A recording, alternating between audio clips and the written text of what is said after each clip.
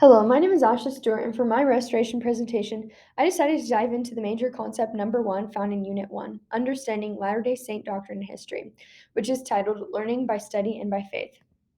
For the first part of this assignment, we were asked to determine what type of doctrine our concept fell under, and after thinking about what each type of doctrine meant, I decided this concept was an example of supportive doctrine. The Lord, through his prophets, has taught that learning by study and by faith helps all gain a deeper knowledge of core gospel teachings and can strengthen our belief in our Savior Jesus Christ if done full heartedly. In other words, studying by learning and by faith is used to support the learning of core doctrines such as Jesus is the Christ. Next, I studied two academic sources that talked about learning by study and by faith. The first source was written by David A. Bednar and was titled Seek Learning by Faith.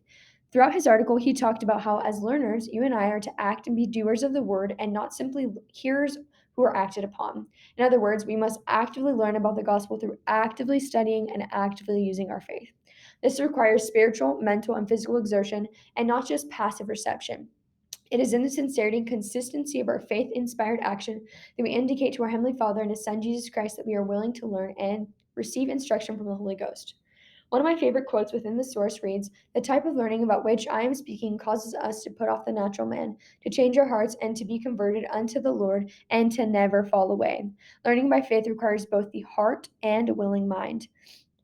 Learning by faith is a result of the Holy Ghost carrying the power of the Word of God both unto and into the heart. Learning by faith cannot be transferred from an instructor to a student through lecture. Rather, a student must exercise faith and act in order to obtain the knowledge for himself or herself. Again, our learning must be actively pursued. A great example of how learning by studying by faith can be applied is when missionaries ask investigators to study and pray about the Book of Mormon, even though they may know little to nothing about this book. Here, the missionaries are asking their investigators to actively study and exercise their faith. During this process, only as investigators' faith initiates action and opens the pathway to the heart can the Holy Ghost deliver a confirming witness. Overall, I believe Joseph Smith summed it up very well when he said, "The best way to obtain truth and wisdom is not to ask it from books, but to go to God in prayer and obtain divine teaching. Reading the experience of others or the revelation given to them can never give us a comprehensive view of our condition and true relation to God." Next, I read the article titled Sacred Learning by Kevin J. Worthen, where he talked about how true learning is sacred not only because the activity itself is holy, but also because it refines us and makes us holy. This is why we seek learning by studying by faith. It is because the two are synergistic means of acquiring any important knowledge. My favorite quote from this passage was when he said, "Work of acquiring knowledge by study is an endeavor worth pursuing because there are answers out there.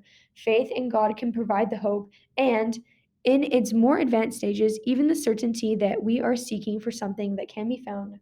This really shows how studying or working hard to learn something can play hand in hand with having faith. Next, we were asked to study two church sources, so I decided to choose Seek Learning, You Have a Work to Do by Sister Cook.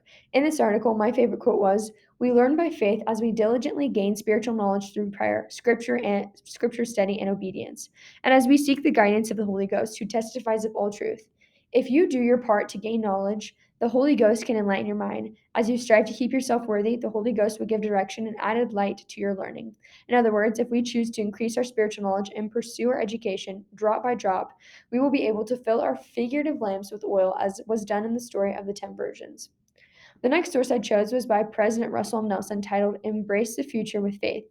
And my favorite quote from this article was, "We strengthen our faith in Jesus Christ as we strive to keep his commandments and always remember him. Further, our faith increases every time we exercise our faith in him. That is what learning by faith means." President Nelson also reminds us that we should not just endure this current season, but that we should embrace the future with faith. Next, I'll read the two scriptures I found in my Doctrine and Covenants that talked about learning by studying by faith. The first scripture is found in D&C 88, 118, and reads, "And as all have not faith, seek ye diligently, and teach one another words of wisdom, yea, seek ye out of the best book words of wisdom, seek learning, even by study and also by faith." And then I also found a scripture in D&C 130:18, which reads, "Whatever principle of intelligence we attain unto in this life, it will rise with us in the resurrection." Both of these scriptures helped me to start my study of what gaining intelligence or why gaining intelligence is so important in this life. I also found a quote from Joseph Smith Papers that I feel touches on this subject even more deeply.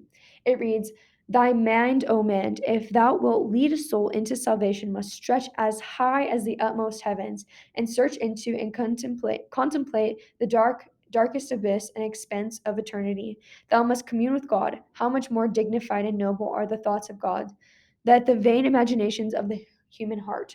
In this passage, we are told to stretch our minds as high as we can, which we can do by studying and by having faith, so that we can one day reach the level of intelligence of God in the next life.